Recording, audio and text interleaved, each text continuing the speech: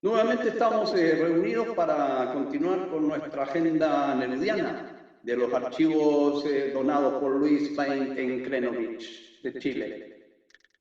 Grandes archivos, enormes cantidades de tantas cosas que vivió Pablo Neruda y Matilde, sobre todo ellos dos, pero también otras como fueron el apoyo a los republicanos de España, los lugares que visitaron, cómo se sucedió todo aquí en Santiago, en Isla Negra, cómo nació la Chascona, cómo nació la Sebastiana y tantas cosas más.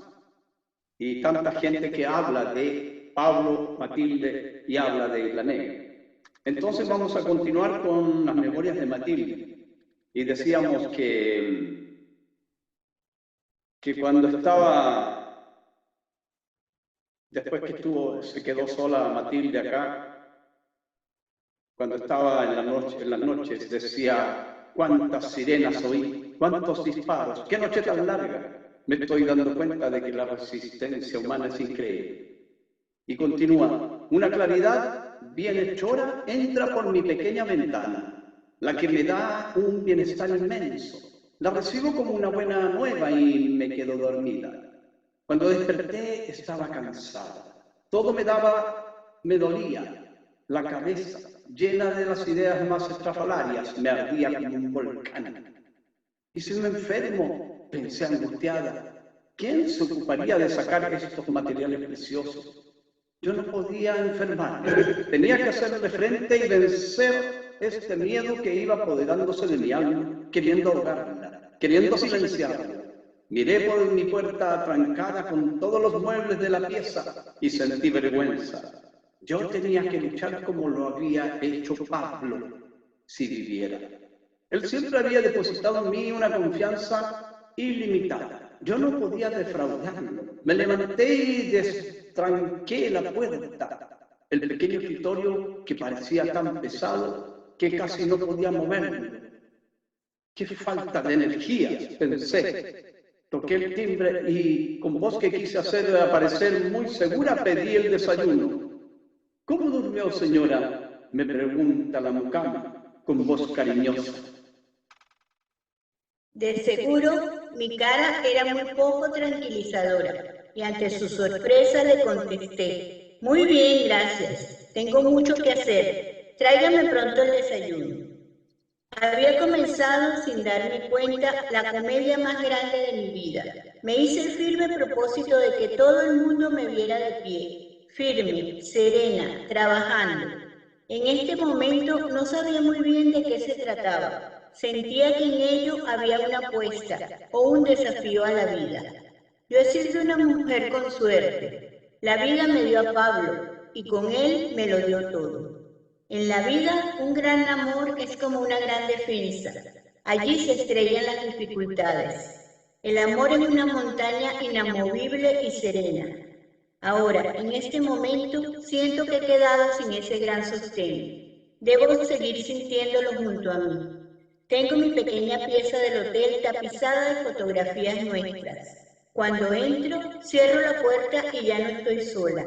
Para darme valor, pienso, a mí no pueden hacerme daño, porque no pueden quitarme lo que he vivido. No me pueden quitar mis recuerdos, que en este momento constituyen mi vida y mi razón para seguir viviendo. Pienso que debo ser una mujer sin miedo. ¿Seré capaz? Me miro al espejo. Estoy muy fea. ¿Qué dirá Pablo que me está mirando? Mi pelo, que siempre se levantaba desafiante y él llamaba su chasca, estaba caído, como muerto. Me duché largamente para entrar en calor. No lo conseguí. Siempre tengo frío. Me vestí de colores claros y me arreglé con esmero. En la recepción, los empleados me saludaron con afecto. ¿Cómo se siente, señora? Muy bien, gracias, les dije con voz segura, y sentí que esta comedia comenzaba a hacerme mucho bien. Mis pasos eran más seguros. El día anterior me habían preguntado si me seguían. Me había hecho el firme propósito de no mirar nunca hacia atrás para constatarlo. Si era así, no quería saberlo. Me defendería de este pensamiento que podía convertirse en manía persecutoria. Aquel día traté de ver a algunos amigos. La situación de cada uno de ellos era angustiosa. Unos buscaban asilo en las embajadas, otros estaban escondidos en diferentes casas, esperando en cualquier momento ser encarcelados. Todos por el mismo delito, amar a su país y querer extirpar de él la lacra de la pobreza. Querer dar un poco de bienestar a la gente que trabaja tan duramente y que tan mal vive. Querer la dignidad para un pueblo que tanto la merece. Todo esto terminó con mi moral por el suelo. Al llegar al hotel me dicen que alguien me espera. Es el secretario de la Embajada de México, quien me trae la fotocopia de las memorias. La embajada guardaría el original. ¡Qué alivio! Al día siguiente iría a la isla para arreglar mi viaje a Venezuela. Llegó de nuevo la noche y debo confesar que a medida que las sombras avanzaban, mi valor disminuía. La comedia de la entereza se me vino abajo y de nuevo tranqué la puerta con todos los muebles que encontré. Viaje a Valparaíso. Al día siguiente, muy temprano, sonó mi teléfono. Era de Valparaíso. Tienes que venir, me dicen mis amigos. Han abierto tu casa por la puerta que da a la terraza y están sacando todo lo que quieren. Por lo menos ven a cerrarlo. Tú eres la única que puede hacer. Los detalles son alarmantes. La siguen allanando, es decir, saqueando. Nuestras fuerzas, que son pagadas para resguardar el orden, la seguridad y la tranquilidad, saquean mi casa sin piedad, vestidos con sus uniformes que nosotros estábamos acostumbrados a respetar y a querer. Todos los vecinos los ven, pero a ellos no les importa. En estas noticias hay algo muy serio, muy grave. ¿Quién nos defenderá si los encargados de hacerlo roban y destrozan en esta forma? Las manos me transpiran. Sé que estoy enferma. Siempre estoy tensa. Debo curarme sola. ¿A quién contar siquiera lo que me pasa? Con el único que hablo de esto es con Pablo. Es el único que sabe todo lo que me sucede. Converso con él por horas. A cada momento pienso. Si él estuviera a mi lado, ¿qué haría? Que no sepa nadie esto. Me creerían loca. Y quién sabe si lo estoy un poco.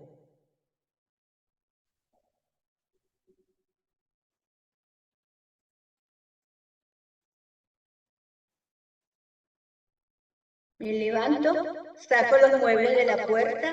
Esto ya se ha convertido en un rito. Acomodo la pieza. Siento vergüenza de que alguien sepa que en la noche tranco la puerta. Pido el desayuno. En las paredes de mi pieza asoma la vida. Es Pablo que me mira. Tengo un retrato suyo frente a mi cama y se está riendo. Me gusta mirarlo. Me gusta que se ría. En otro aparece con nuestros perros regalones y tengo otro donde me abraza con ternura. Otra vez siento vergüenza de ser cobarde. Iré a Valparaíso y yo manejaré el coche. Debo luchar contra esta debilidad que me envuelve y puede dejarme atrapada para siempre. En la recepción del hotel aviso que partiré a Valparaíso. Dejo el teléfono de mis amigos y les digo que yo misma manejaré mi auto. Se asustan y me ruegan que no vaya solo. Por último me piden que me cuide. Voy manejando con gran dificultad. Al salir de Santiago me hicieron un registro y me interrogaron. Sabían que yo era la viuda de Pablo Neruda. Mi coche iba vacío. Solo llevaba un pequeño maletín que vaciaron para revisar cosa por cosa. Les pregunté qué buscaban. Si no me lo decían, podía ayudarlos. Me miraron duramente y, como haciendo una concesión, me permitieron seguir adelante. A unos cuantos kilómetros volvieron a detener.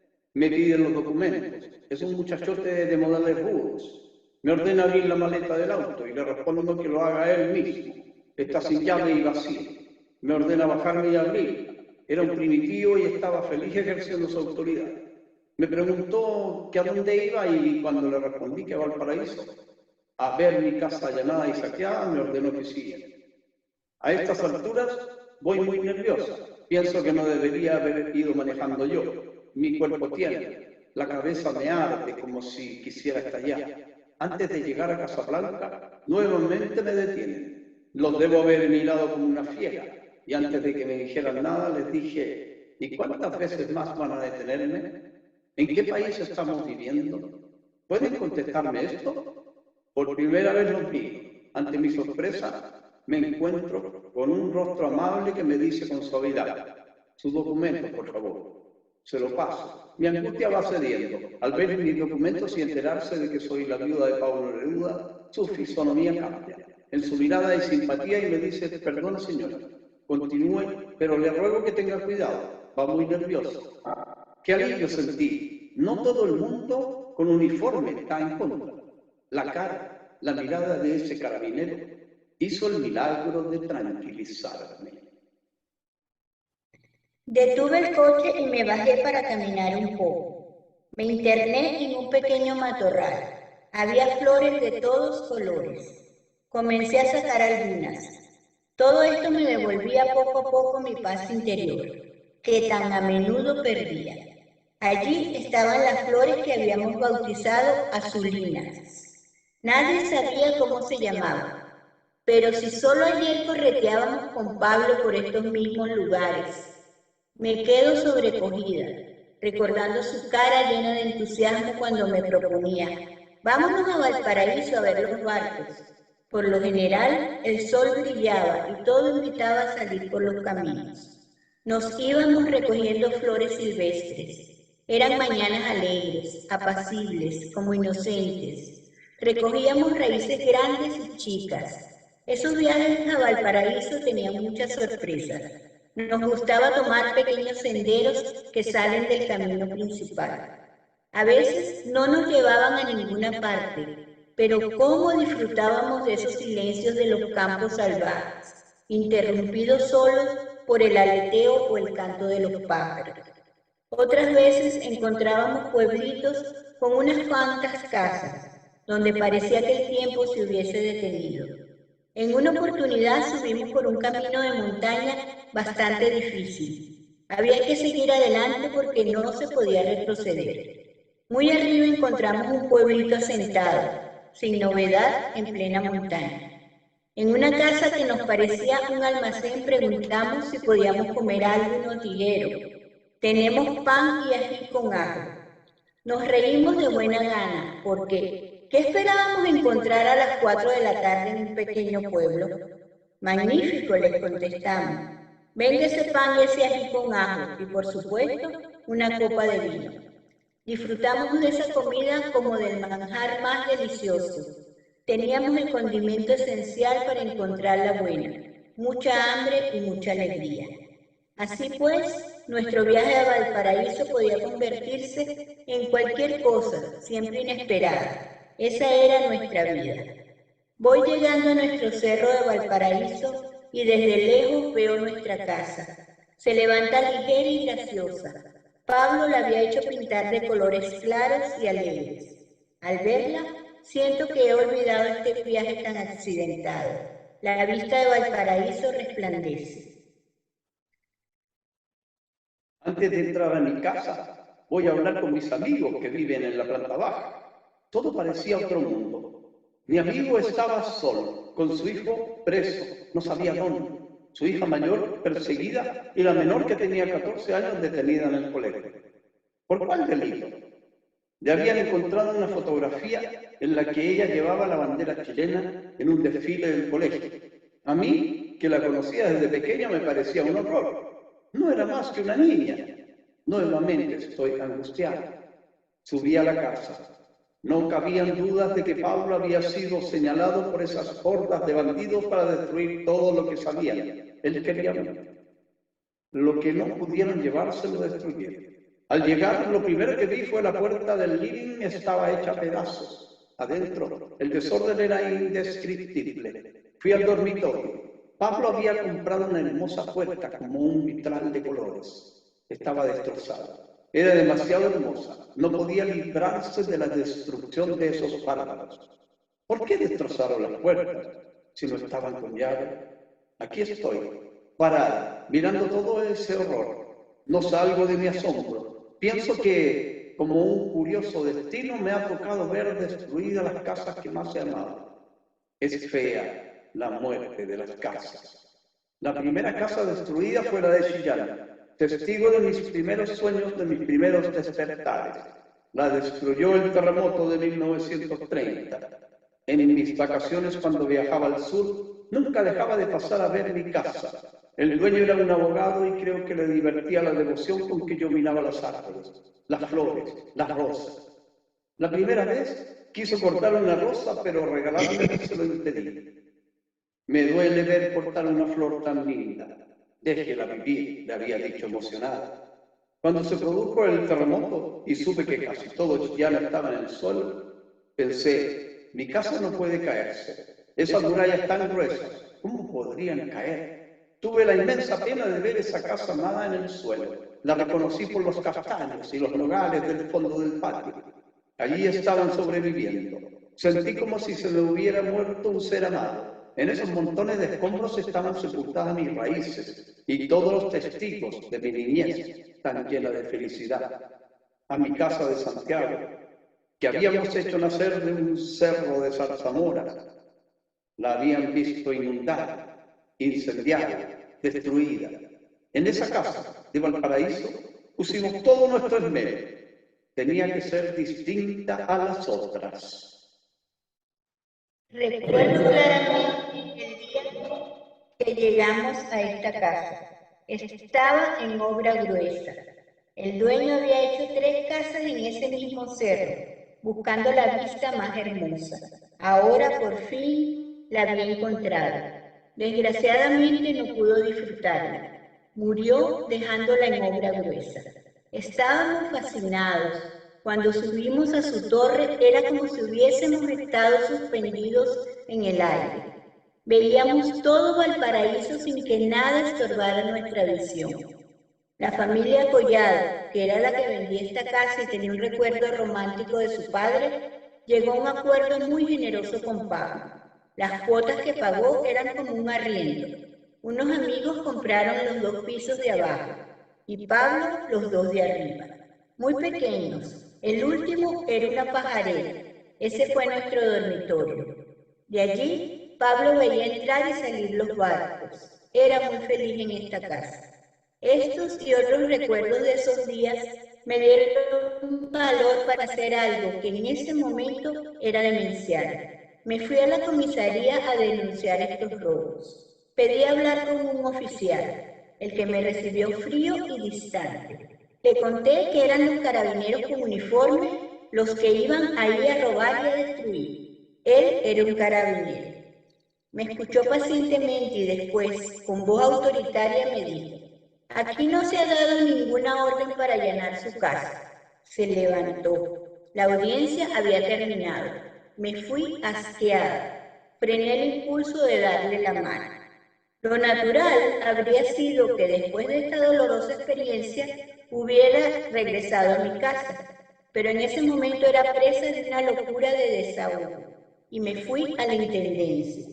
Pedí hablar con el intendente, el almirante Wolf, con quien habíamos recibido en Francia al buque Escuela Esmeralda, cuando éramos embajadores. Después de mucho esperar, mandó a decirme que regresara a las 3:30. A esa hora volví. Me recibió cordialmente. Después de contarle lo que me pasaba con la casa de Valparaíso, le dije: pero esto no es todo. Vienen a formar nuestras cosas desde Francia. Muchas pinturas valiosas que Pablo llevó para decorar la embajada y, sobre todo, su biblioteca. Pablo gastó gran parte de su premio Nobel en comprar libros y caracoles muy valiosos. Todo esto llegará a Valparaíso. ¿Puedes ayudarme para que todo esto se salve y no corra la misma suerte que mi casa de Santiago y la de Valparaíso? Me miró muy serio y con gran seguridad me dijo: sí, señora, voy a ayudarla. Le haré saber a quién debe dirigirse cuando lleguen sus cosas. Le dejé el número de mi teléfono de Isla Negra y le dije: estaré esperando su llamada. Y me fui muy agradecida. Sí, podía salvar esos libros que venían de París, me daba por satisfecha. Salí de la intendencia más reconfortada. Todavía me quedaba un poco de fe en la palabra de un almirante. Ese mismo día regresé a Santiago. Deseaba volver antes de que se me hiciera de noche por los caminos. Quería olvidar la visión de esta casa destruida. No sé si hacía frío, pero mis pies estaban helados. Casi no los sentía. Me costaba manejar. Iba lentamente y de pronto cerca de Curacaví salió al camino una sombra que levantó tímidamente un brazo. Me detuve y le pregunté de dónde iba. Me respondió que iba a Santiago. La invité a subir. Era una mujer de edad mediana, más bien alta, pero estaba encorvada, encogida. Su pelo caía liso como descuidado. Una mujer del pueblo. A poco de haberla tomado, llegó el inevitable registro, como siempre. Me pidieron los documentos y también a la señora que iba a mi lado. Mirándome con ojos de miedo, me dijo, no tengo nada. El rostro de nuestro valiente carabinero se endureció. ¿Cómo se atreve a salir sin papeles que la identifiquen? Rápidamente, con mi mejor sonrisa, le dije, es empleada de mi casa y la conozco mucho. Salimos muy apuradas, pero de mi casa, la conozco mucho. Salimos muy apuradas, pero para otra vez no se le olvidará su carnet, se lo aseguro. Nos habíamos empequeñecido al máximo, esperando el permiso de este Dios para continuar. Nos miró de nuevo de manera inquisidora y dijo, váyanse. Seguí manejando y allí sí di rienda suelta a todo mi descontento, a toda mi desventura. Mi pasajera lloraba. ¿Qué susto pasé?, le decía. Yo creí que usted era una momia y que me entregaría al carabinero. La miré y en ese momento vi sus ojos enrojecidos por días y noches de llanto. Era bonita. En su cara de mujer del pueblo había una dignidad que lo caracteriza. Una boca ancha que con seguridad sabía reír alegre. En ese momento tenía un rictus amargo. Le pregunté a qué iba a Santiago. Voy a hablar con la justicia, me dijo, a pedirles que me entreguen a mi hijo. Me lo detuvieron hace una semana y no está en Curacaví. Dicen que lo llevaron a Santiago. Sigo hablándome de lo que le había pasado. Siguió hablándome de su pobre casa allanada. Se habían llevado lo poco de valor que tenía. Una radio, según ella, muy buena, y otras pertenencias de menor valor, que para ella significaban tanto. Venezuela, las memorias. El Hotel Crillon sigue siendo mi casa. Sería muy largo enumerar todas las arbitrariedades que tuve que sufrir en ese tiempo. Antes de ir a Venezuela debo arreglar infinitos detalles. Pienso en mi casa, la chascona, destruida, abierta. Me duele dejarla así. Decido ir a verla. Quizá pueda cerrarla. Ese es un trago muy amargo para mí, pero creo que es necesario. Llegué en la mañana. El barro se había resquebrajado en arrugas, en grietas. Era difícil caminar. Por todas partes hay vidrios quebrados. Era como si un regador de vidrios hubiera pasado por mi casa. Mis árboles mostraban sus muñones quemados, como acusando. Los muros, ennegrecidos por el humo del incendio, completaban el cuadro aterrador de esta casa que tanto amo, ahora herida. Me senté arriba, en una piedra, a contemplar esa tristeza, a pensar, a sufrir, a preguntarme, ¿por qué todo esto? ¿Por qué no tengo una casa donde vivir? Los pájaros, revoloteando en bandadas, daban un poco de alegría a este cuadro desolador. Pensé, por lo menos cerraré la puerta de calle. Cuando llegue de Venezuela, comenzaré la reconstrucción. Esta es la única casa donde quiero vivir. Comenzó a invadirme un hermoso sueño. Veía mi casa limpia, florida, alegre. Debo haber sonreído. Allá arriba, esa mañana de primavera en que todo convidaba a vivir. Mis reflexiones no fueron muy largas. Las interrumpieron unos golpes muy fuertes en la puerta de calle destrozada. ¿Para qué tocaban si la puerta estaba abierta? Bajé lentamente para ver quién golpeaba esta puerta sin puerta. Un jeep con militares estaba en la entrada. Creí que moriría de indignación. Mi corazón latía con fuerza. Los quedé mirando sin poder articular palabras. Tiene 3 días para borrar esos murales que hay frente a su casa, me dijeron. Seguí mirándolos, sin decirles nada. En vista de mi silencio, tampoco ellos dijeron nada más y se fueron. Allí me quedé sentada largo rato. Nunca borraría esos murales. Bajé y me fui caminando lentamente. Era incapaz de coordinar las ideas. Por suerte, me encontré con el Hotel Crillon. Mi casa era como si hubiese despertado de pronto. ¿Cómo atravesé las calles? ¿Qué sola estaba? Siempre era yo quien llamaba a los pocos amigos que veía, excepto con Teresa Hanel, quien se preocupaba de mí como la hermana más querida. Al comienzo no me di cuenta de mi soledad. Era lo que necesitaba para poner un poco de orden en esta nueva vida de mujer sola y acosada por una culpa desconocida. Ser amigo mío era un delito. Quedaban como marcados. Yo era un gran farol rojo que se veía a la distancia. Este país estaba lleno de miedo. Lo vi y lo sufrí. Tengo miedo de perder la razón. Debo salir pronto. Debo irme. Antes de partir, el embajador de México me había llevado mi pasaporte diplomático, al que tenía derecho por haber sido Pablo embajador del gobierno de Salvador Allende en Francia. No quise recibirlo. Pensé que, de alguna manera, al usarlo sería representante de la tiranía que reinaba en mi país. Ahora, sin ayuda de nadie, tenía que sacar mi pasaporte ordinario. Jamás creí que sería tan difícil. Todavía me dan escalofríos cuando recuerdo esas colas interminables que debí soportar.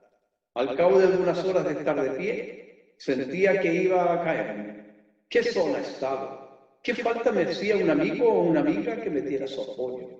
Ninguna pena me fue borrada en esas colas, aborrada. Conservo el carnet y el pasaporte de esa época. En la fotografía tengo la cara alargada. Hay tanto sufrimiento en esos ojos que me hace daño mirarlo. Lucho por borrar los peores momentos de esos años, pero estos se han quedado en mi memoria como tatuados y afloran sin cesar. Quizás para que no olvide. No hay que olvidar. Venezuela, las memorias. El Hotel Crillon sigue siendo mi casa. Sería muy largo enumerar todas las arbitrariedades que tuve que sufrir en ese tiempo. Antes de ir a Venezuela debo arreglar infinitos detalles. Pienso en mi casa, la chascona, destruida, abierta. Me duele dejarla así. Decido ir a verla. Quizá pueda cerrarla. Ese es un trago muy amargo para mí, pero creo que es necesario. Llegué en la mañana. El barro se había resquebrajado en arrugas, en grietas. Era difícil caminar. Por todas partes hay vidrios quebrados. Era como si un regador de vidrios hubiera pasado por mi casa. Mis árboles mostraban sus muñones quemados, como acusando. Los muros, ennegrecidos por el humo del incendio, completaban el cuadro aterrador de esta casa que tanto amo, ahora herida. Me senté arriba, en una piedra, a contemplar esa tristeza, a pensar, a sufrir, a preguntarme, ¿por qué todo esto? ¿Por qué no tengo una casa donde vivir? Los pájaros, revoloteando en bandadas, daban un poco de alegría a este cuadro desolador. Pensé, por lo menos cerraré la puerta de calle. Cuando llegue de Venezuela, comenzaré la reconstrucción. Esta es la única casa donde quiero vivir. Comenzó a invadirme un hermoso sueño. Veía mi casa limpia, florida, alegre.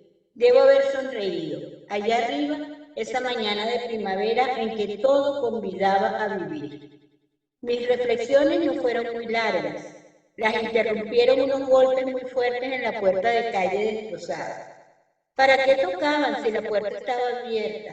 Bajé lentamente para ver quién golpeaba esta puerta sin puerta. Un jeep con militares estaba en la entrada. Creí que moriría de indignación. Mi corazón latía con fuerza. Los quedé mirando sin poder articular palabras. Tiene 3 días para borrar esos murales que hay frente a su casa, me dijeron.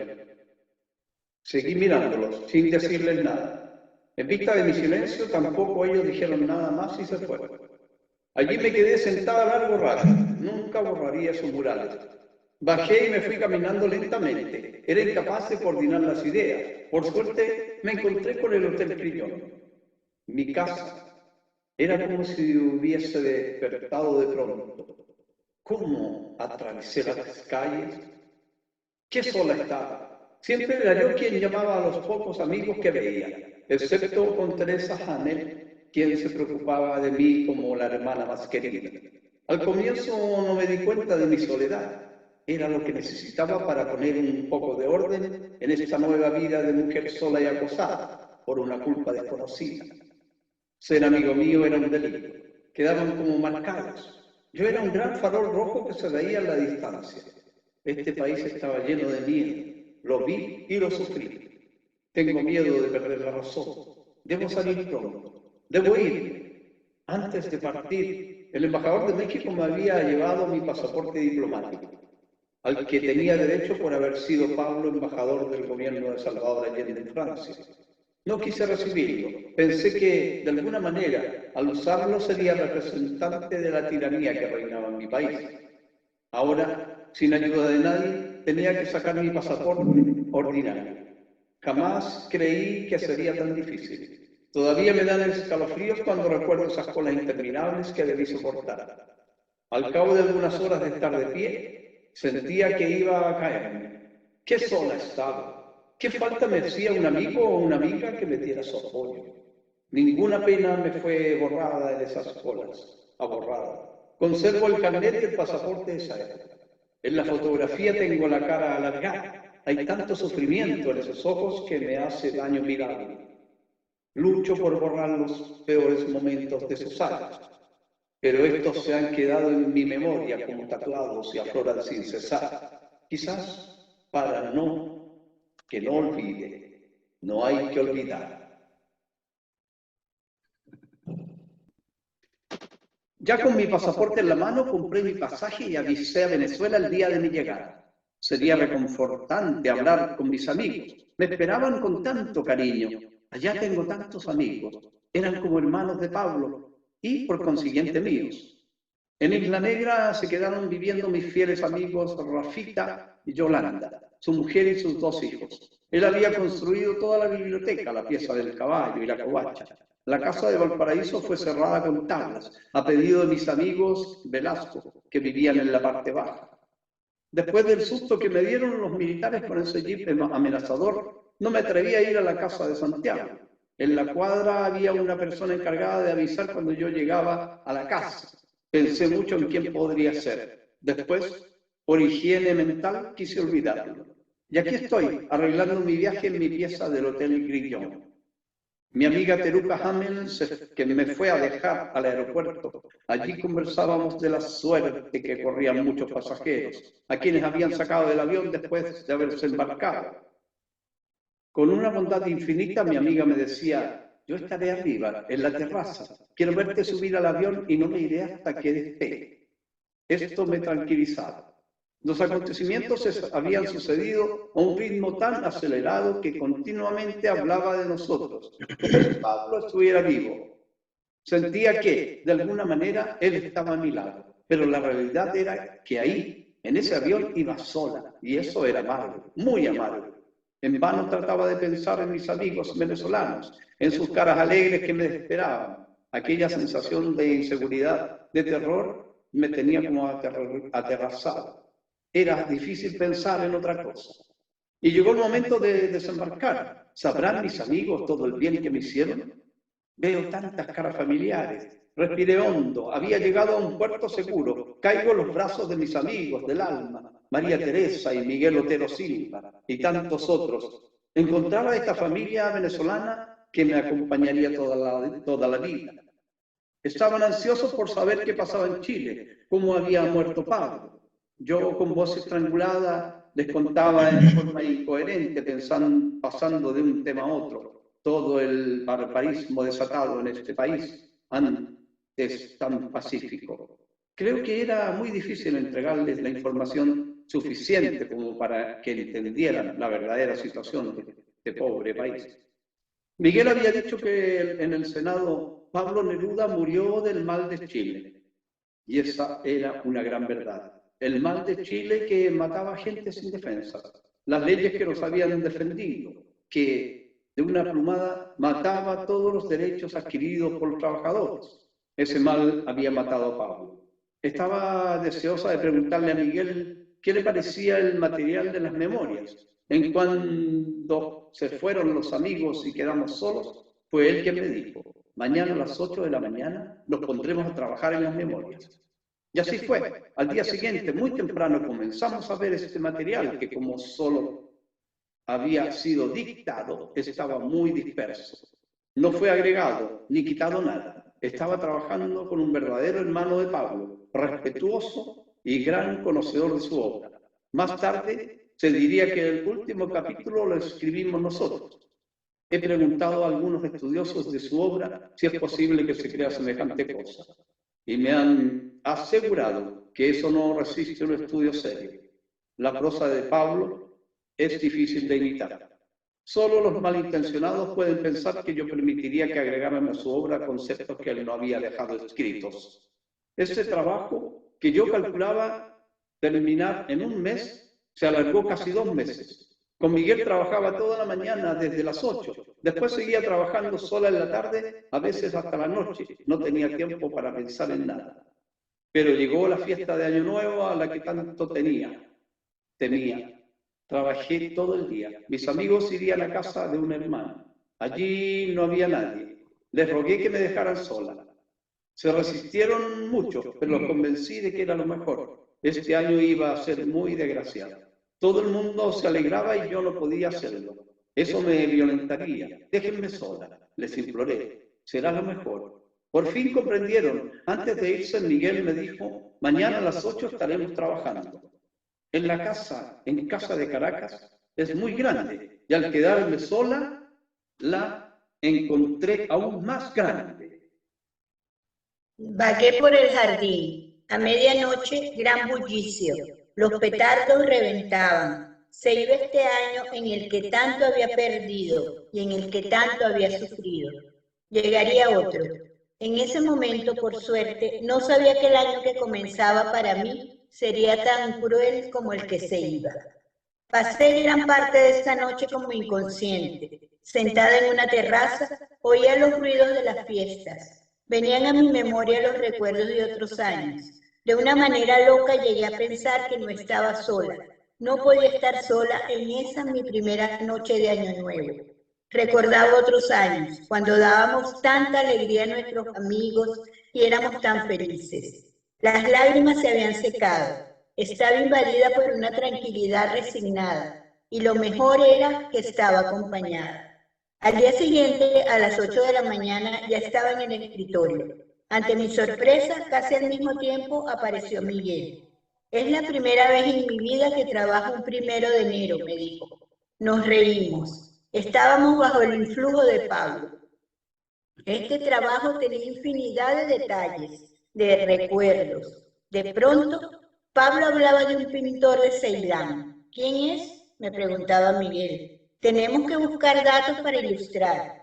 Y allí, en unos inmensos diccionarios que Miguel, por suerte, tenía, lo encontrábamos todo. Y así transcurrieron 2 meses de trabajo ininterrumpido.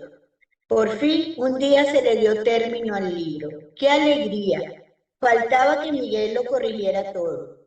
Para hacer esto necesito una gran tranquilidad, me dijo. Me iré de la casa, creo que lo termino en 2 días. Con este libro hizo lo mismo que hace cuando él escribe, perderse en algún lugar del mundo. Creo que quiere mucho este libro, tuvo su esfuerzo, su trabajo y sobre todo, quedamos contentos. Casi inmediatamente partimos a Barcelona. Estos meses había vivido protegida, sin sobresaltos. Mi boca había aprendido de nuevo a sonreír. ¿Conservaría en Chile esta serenidad recobrada? No quería pensarlo. En Chile estaba Pablo, que me esperaba. Jamás me iré de Chile. Esta idea estaba muy fija en mi cabeza. Mi resolución era inamovible. Presiento que no será fácil. Estuve en Barcelona solo unos días. El tiempo justo para ver el material con Carmen Balcells, mi agente y amiga muy querida, mi gran puntal en este momento. Lo único que quería era que salieran pronto. Ahora mi vida había cambiado. En los aeropuertos me esperaban periodistas que me hacían preguntas, tantas preguntas, y yo estaba tan poco acostumbrada. Solo contestaba la verdad de todo, siempre la verdad, que en ese momento era angustiosa y brutal. Allí me separé de Miguel. Él siguió a París. Me había acostumbrado a trabajar a diario con este amigo tan querido. Al amor y solicitud de María Teresa, su mujer. Una horrible sensación de soledad me invadió con esta despedida. Al día siguiente viajaría directo a Buenos Aires para dejar las memorias a la editorial Losada. Por primera vez, un libro de Pablo saldría simultáneamente en 2 editoriales. En Buenos Aires había un deseo muy grande de saber qué había pasado con Pablo el 11 de septiembre. Yo, que hacía lo posible por vivir contando, volvía a recordar aquellos días abrumadores, volvía a revivir su enfermedad, su muerte, su entierro. En todas partes mis amigos me ayudaban. Cuánta ternura recibí en esos días de todos ellos. Hice todo con gran apuro. Tenía ansias de llegar a Chile. Pablo me estaba esperando. Nunca olvidaré mi llegada al aeropuerto. Me parecía que llegaba a otro país. Sentí inseguridad, desconfianza. Las miradas de los funcionarios no eran amistosas. Sentía como una amenaza sobre mi cabeza. Todos sabían que yo era enemiga del gobierno. ¿Caería ahora sobre mí esa mano negra que hacía desaparecer a tantos chilenos? Qué largos me parecieron los trámites de policía y de aduana. Por fin pasé. Cuando ya mis nervios estaban a punto de romperse, me esperaba un abogado, al que conocía muy poco. Se lo agradecí inmensamente, pero qué falta hacía en ese momento un amigo que me diera un abrazo, que me diera un poco de calor humano. Tendría que acostumbrarme a prescindir de esto. Recibir ternura no era fácil. Regresé a mi pieza del Hotel Crillon. Estaba desocupada, como esperándome. Saqué mis innumerables fotografías de Pablo y fui tapizando los muros. No quería estar sola. Al día siguiente, muy temprano, fui al cementerio. Su tumba estaba llena de flores. Eran flores modestas, muchas de jardín, y había cartas. Su pequeño nicho gritaba protestas de todas clases. También había muchas frases de amor. El pueblo se hacía presente allí con su poeta. Partía aliviada. El Hotel Crillon estaba lleno de policías de civil. Era tan difícil vivir allí, pero ¿a dónde ir? Nuevamente estoy pensando en arreglar la casa de Santiago. Me traigo de la isla a mi buen amigo Rafita para ver qué posibilidades hay de vivir ahí. Llego a la Chascona una mañana muy temprana. La casa sigue abierta. Entramos. El barro no se ha secado totalmente. Parece que en algunas partes se ha inflado. Había que sacar puertas, ventanas, ninguna cerrada.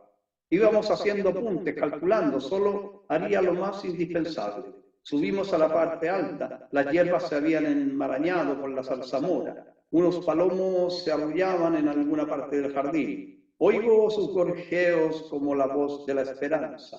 Necesito este rincón para enraizarme, para pensar y poco a poco tratar de reunir los trozos dispersos de mi vida, ver qué había perdido irremediablemente y qué podía salvar. Sigo mirando, todo es abandono. Tendré un trabajo inmenso para reconstruir todo esto. Oigo voces abajo, alguien llama, le pido a Rafita que baje a ver quién es y que diga que no estoy.